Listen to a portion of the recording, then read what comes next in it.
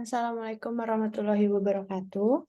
Shalom, Om Swastiastu, Namo Buddhaya, dan salam kebajikan untuk kita semua. Perkenalkan, nama saya Sabrina Elsa Widiani dari kelas B, Angkatan 2021, mata kuliah MPK Kuantitatif. Jadi izinkan saya menjelaskan hasil dari mini skripsi kuantitatif saya yang berjudul Hubungan Komunikasi Organisasi dalam Meningkatkan Kinerja Organisasi pada Anggota BMP Ilmu Komunikasi UNJ Kabinet Antariksa Gantari tahun 2023 yang diampu oleh Ibu Dr. Kinkin Yuliati Subarsa Putri MSI CIC SCPR Program Studi Ilmu Komunikasi Fakultas Ilmu Sosial Universitas Negeri Jakarta.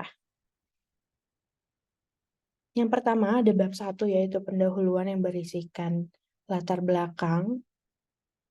Jadi pada latar belakang ini saya menjelaskan bahwa pada dasarnya dalam suatu organisasi ini bersifat legal. Biasanya terdapat dari beberapa bagian atau divisi atau departemen. Setiap divisi atau departemen tersebut pasti memiliki tanggung jawab masing-masing. Pemahaman akan organisasi sendiri ini membutuhkan banyak hal yang harus dilaksanakan dalam operasionalnya atau dalam kegiatannya, maka dibutuhkan komunikasi organisasi. Komunikasi organisasi ini memiliki arti penting dalam penyampaian pesan-pesan dalam lingkup organisasi tentunya. Menurut Pace dan Fowles yang dikutip oleh Mulyana, komunikasi organisasi merupakan suatu pertunjukan dan penafsiran pesan di antara unit-unit komunikasi yang merupakan bagian dari suatu organisasi tertentu. Komunikasi organisasi ini berkaitan dengan komunikasi dalam dan lingkungan yang besar dan diperluas. Komunikasi ini sangat beragam, memerlukan pertemuan interpersonal, kesempatan bicara di depan umum, seperti presentasi atau public speaking, lalu ada situasi kelompok kecil dan pengalaman termediasi. Sedangkan kinerja sendiri apa sih? Kinerja merupakan hasil kerja yang dapat dilakukan oleh seseorang atau kelompok dalam suatu organisasi dengan kewenangan dan tanggung jawabnya masing-masing untuk mencapai tujuan dari organisasi itu tersebut.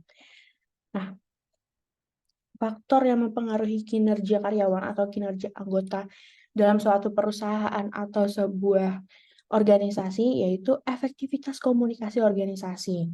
Nah, efektivitas komunikasi organisasi ini berperan sangat penting untuk menciptakan dan meningkatkan kinerja karyawan atau kinerja anggota. Semakin efektif komunikasi pada organisasi, maka semakin lancar juga kinerjanya dan juga karyawan akan loyal terhadap organisasi.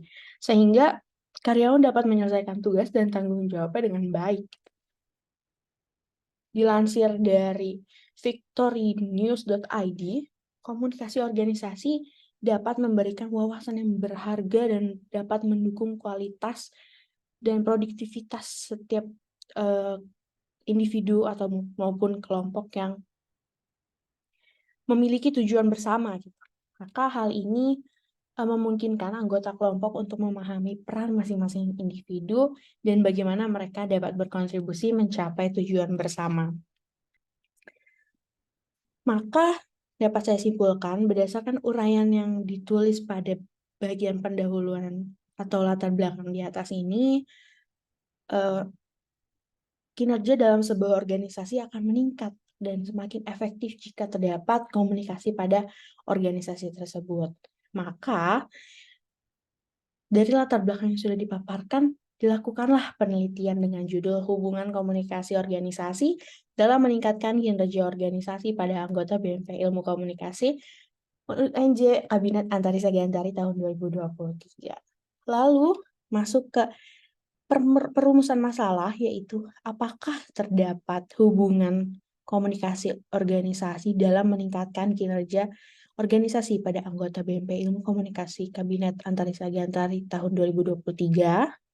Lalu tujuannya mengetahui apakah hubungan komunikasi organisasi dalam meningkatkan kinerja organisasi pada anggota BMP Ilmu Komunikasi Kabinet Antariksa Gantari, dan tak juga luput ada manfaat dari penelitian ini. Ada dua manfaat, yaitu manfaat akademis dan manfaat praktisi. Kita masuk ke bab 2, yaitu landasan teori. Yang pertama ada konsep. Di sini konsep ini menjelaskan dua poin, yaitu komunikasi organisasi dengan kinerja organisasi. Secara garis besar, komunikasi organisasi seperti yang sudah saya sampaikan di latar belakang sebelumnya, cuma di bagian ini lebih mendetail lagi, dan seperti yang kita lihat, Goldhaber juga mengemukakan bahwa komunikasi dapat didefinisikan dari berbagai sudut pandang, seperti komunikasi organisasi terjadi dalam suatu sistem terbuka yang kompleks yang dipengaruhi oleh lingkungannya, baik internal maupun eksternal. Lalu komunikasi organisasi melibatkan orang-orang dan sikap mereka, perasaan dan hubungan, serta keterampilan. Lalu yang terakhir ada komunikasi organisasi melibatkan orang-orang dan sikap mereka, perasaan dan hubungan, juga keterampilan. Lalu masuk ke kinerja organisasi. Seperti yang kita tahu, kinerja adalah hasil atau tingkat keberhasilan seseorang secara keseluruhan selama periode tertentu dalam melaksanakan tugasnya dibandingkan dengan berbagai kemungkinan seperti standar hasil kerja, target atau sasaran atau kriteria yang sudah ditentukan terlebih dahulu dan telah disepakati sebelumnya. Lalu, anggota sendiri merupakan aset yang sangat vital bagi sebuah perusahaan ataupun sebuah organisasi, karena kinerja yang mereka lakukan sangat mempengaruhi efektivitas kinerja organisasi maupun perusahaan tersebut. Oleh karena itu, peningkatan kinerja organisasi menjadi fokus utama unit manajemen sumber daya manusia. Maka disitulah mereka dikembangkan potensi-potensi yang dimiliki untuk memberikan kontribusi yang lebih baik demi organisasi maupun perusahaan. Lalu ada review literatur. Di sini review literatur ini saya berdasarkan variabel X dan Y saya. Dengan saya mereview literatur 10 artikel atau 10 jurnal dengan variabel X dan Y yang serupa, yang menggunakan metode kuantitatif pastinya. Di sini saya kasih contoh satu adalah pengaruh stres kerja, efektivitas komunikasi organisasi, dan loyalitas kerja terhadap kinerja karyawan Sarung Tenun PT Nabatex cabang Kabupaten Kediri oleh Gobindev Eldiana Putra. Penelitian ini bertujuan untuk membuktikan hipotesis peneliti terdapat pengaruh secara parsial atau stres kerja yang merupakan variabel X, lalu efektivitas X1, lalu efektivitas komunikasi organisasi merupakan X2 atau variabel X2, lalu loyalitas kerja sebagai variabel X3 terhadap kinerja karyawan yang merupakan variabel Y. Nah, penelitian ini diperoleh dengan menggunakan metode wawancara, observasi, studi perpustakaan, dan kuesioner. Pengambilan sampel dalam penelitian ini menggunakan teknik sampling jenuh sebanyak 46 sampel atau 46 karyawan. Jadi ada 10 jurnal yang saya review sebagai review literatur ini dengan metode kuantitatif dan variabel X dan variabel Y yang sesuai dengan judul saya. Berikut ada penelitian sebelumnya yang termasuk dari review literatur tadi.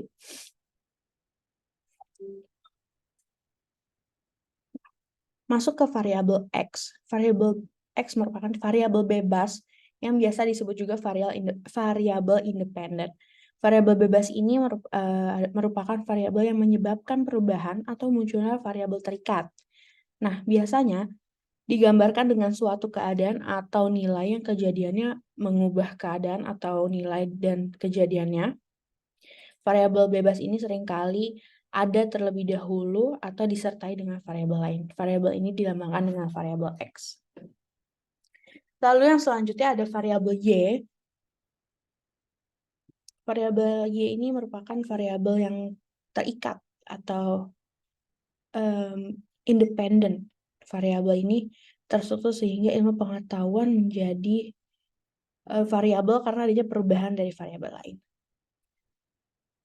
Lalu untuk model penelitian dari penelitian ini yaitu komunikasi organisasi sebagai variabel X, sedangkan kinerja organisasi sebagai variabel Y. Nah, terus yang terakhir di bab 2 yaitu adalah hipotesis teori. Hipotesis teori dalam penelitian ini adalah terdapat hubungan komunikasi organisasi dalam meningkatkan kinerja organisasi pada anggota BMP Ilmu Komunikasi UNJ Kabinet Antarisa Gantari tahun 2023. Masuk ke bab 3 atau bab terakhir pada mini skripsi ini. Yang pertama ada paradigma penelitian. Penelitian ini berbasis metode eksperimen yang dapat diartikan bahwa penelitian ini menggunakan metode kuantitatif. Creswell pun menjelaskan bahwa quantitative research in an approach for testing objective theories by examining the relationship among variables. These variables in turn can be measured typically on instrument so that numbered data can be analyzed using statistical procedure. Oke, Creswell ini mengartikan bahwa penelitian kuantitatif ini merupakan pendekatan untuk menguji teori objektif dengan menghitungkan dan menguji keterkaitan antara setiap variabel yang ada. Lalu pendekatan penelitian berdasarkan penjelasan yang sudah dipaparkan oleh Creswell, penulis menyimpulkan bahwa pendekatan kuantitatif adalah metode hasil penelitian dapat dijelaskan terhadap populasi sampel yang diambil secara random. Penulis melihat bahwa pendekatan kuantitatif merupakan metode yang tepat untuk penelitian hubungan komunikasi organisasi dalam meningkatkan kinerja organisasi pada anggota BMP Ilmu Komunikasi UNJ Kabinet Antarisa Gantari tahun 2023. Lalu masuk ke metode penelitian. Menggunakan metode kuantitatif untuk pengumpulan data menggunakan kuesioner yang akan disebar ke dalam grup chat BMP Ilmu Komunikasi Kabinet Antarisa Gantari. Nah, kuesioner ini menggunakan aplikasi Google Form karena dapat memudahkan penulis untuk menghitung variabel yang ada. Lalu masuk ke 3.4, yaitu populasi sampel, teknik penarikan sampel. Sampel adalah bagian dari populasi seperti yang sudah kita tahu dan kita pelajari pada semester lalu di mata kuliah statistik. Jika populasi besar dan sumber daya personal, keterbatasan waktu, dan lain-lain, membuat peneliti tidak mungkin mempelajari keseluruhan populasi. Dalam penelitian ini, populasinya adalah anggota BMP Ilmu Komunikasi Kabinet Antarisa Gantari tahun 2023. Lalu sampelnya pada penelitian ini adalah 59 sampel dengan teknik penarikan sampel yaitu probability sampling. Kenapa sampelnya ada 59? Masuk ke bagian selanjutnya yaitu ukuran sampel. Di sini saya menggunakan rumus Lovin yang dimana N kecil ini merupakan sampel sehingga pada rumusnya N per 1 plus N dan nilai presisi pangkat 2, di mana populasinya merupakan anggota BMP Ilmu Komunikasi yang berjumlah 70 orang, sehingga mendapatkan sampel atau sampling 59,57 orang yang dapat saya jadikan sampel. Oke, selanjutnya adalah hipotesis riset. HA sebagai terdapat hubungan komunikasi organisasi dalam meningkatkan kinerja organisasi pada anggota BMP Ilmu Komunikasi. H0 tidak terdapat hubungan komunikasi organisasi dalam meningkatkan kinerja organisasi pada anggota BMP Ilmu Komunikasi. Lalu, hipotesis statistiknya, H0 ditolak apabila tidak terdapat. Sedangkan HA itu satu diterima apabila terdapat hubungan komunikasi organisasi dalam meningkatkan kinerja organisasi pada anggota BMP Ilmu Komunikasi. Lalu, metode pengumpulan data menurut Malhotra, data primer digunakan peneliti untuk mengatasi masalah yang dihadapi. Data sekunder adalah data yang dikumpulkan dengan tujuan tertentu selain masalah yang dihadapi. Metode pengumpulan data pada penelitian ini melalui kuesioner, sedangkan data sekunder pada penelitian ini melalui artikel penelitian sebelumnya dan juga buku. Lalu masuk ke metode pengukuran data, validitas, reliabilitas. Validitas ini suatu kuesioner yang dikatakan valid jika pertanyaan pada kuesioner mampu untuk mengungkapkan sesuatu yang diukur oleh kuesioner tersebut. Dari hasil perhitungan korelasi akan didapatkan suatu koefisien korelasi yang diukur tingkat validitasnya suatu item untuk menentukan apakah item tersebut layak atau tidak. Lalu ada reliabilitas. Reliabilitas ini menunjukkan pada suatu pengertian bahwa instrumen yang digunakan dalam penelitian ini memperoleh informasi yang digunakan dapat dipercaya sebagai alat pengumpulan data, mampu mengungkap informasi yang sebenarnya di lapangan. Nah, lalu masuk ke bagian selanjutnya adalah metode analisis data. Di sini ada dua metode, yaitu analisis data univariat dan bivariat. Nah, univariat sendiri berfungsi untuk meringkas kumpulan data hasil pengukuran sedemikian rupa sehingga kumpulan data tersebut menjadi informasi yang berguna. Analisa univariat dilakukan masing-masing dari variabel yang diteliti. Lalu analisis bivariat, ini melibatkan menghitung koefisien korelasi atau regresi untuk menemukan korelasi atau pengaruh antara kedua variabel serta menggambarkan hubungan antara kedua variabel pada grafik seperti scatter plot atau grafik garis. Lalu ada keterbatasan dan kelemahan penelitian. Yaitu keterbatasan ini saat ini penulis masih mempunyai banyak keterbatasan sehingga penelitian ini belum sepenuhnya optimal karena peneliti akan mempelajari dan mencari banyak hal yang berkaitan dengan penelitian yang akan dilakukan. Dan juga peneliti juga sebagai manusia memiliki keterbatasan masing-masing. Kelemahannya yaitu peneliti masih seorang mahasiswa yang memiliki kemampuan berpikir dan wawasan yang masih sangat terbatas. Lalu, di sini ada definisi operasional. Operasional sendiri merupakan suatu konsep yang bersifat abstrak guna memudahkan pengukuran suatu variabel. Nah, operasional ini juga diartikan sebagai suatu pedoman dalam melakukan kegiatan atau pekerjaan penelitian. Variabel penulisan pada dasarnya adalah segala sesuatu yang dibentuk, apa yang mempunyai variasi tertentu yang ditetapkan oleh penulis untuk dipelajari sehingga diperoleh informasi tentang hal tersebut untuk ditarik kesimpulannya.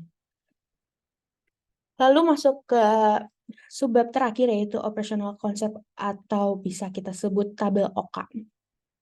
Di sini ada konsep, variabel, dimensi, indikator, dan skala. Konsep di sini adalah komunikasi organisasi neoklasik. Sedangkan variabelnya yaitu komunikasi organisasi untuk variabel X. Di sini dimensinya untuk variabel X ada 4. Yang pertama itu ada formalitas, ada hierarki, ada impersonalitas, dan ada jangka panjang. Masing-masing dimensi juga memiliki indikator. Di antaranya salah satunya untuk di formalitas ada budaya organisasi yang kuat dan iklim kerja yang positif. Di salah satu hierarki ada kebutuhan dasar yang mencakup sandang, pangan, dan papan. Lalu di impersonalitas ada nilai-nilai kerja seseorang yang bersifat intrinsik maupun ekstrinsik. Dan yang terakhir di bagian jangka panjang ada karakter dan perilaku tenaga dan penjual. Menggunakan skala apa? Skala Likert. Lalu di bagian Y, untuk konsepnya, itu ada kinerja anggota. Untuk variabelnya adalah kinerja organisasi. Di dimensi variabel Y ini juga ada 4. Yang pertama itu ada produktivitas dengan indikator.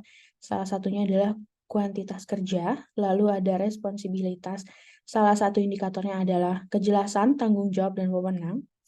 Dan yang selanjutnya adalah akuntabilitas. Indikatornya adalah adanya kejelasan dari sasaran kebijakan yang telah diambil dan dapat dikomunikasikan. Lalu yang terakhir ada responsivitas. Untuk indikatornya merupakan kemampuan merespon masyarakat, dan skala yang digunakan untuk variabel Y juga skala Likert. Sekiranya cukup dari saya untuk menjelaskan hasil dari mini skripsi kuantitatif saya. Kurang lebihnya mohon maaf. Wassalamualaikum warahmatullahi wabarakatuh.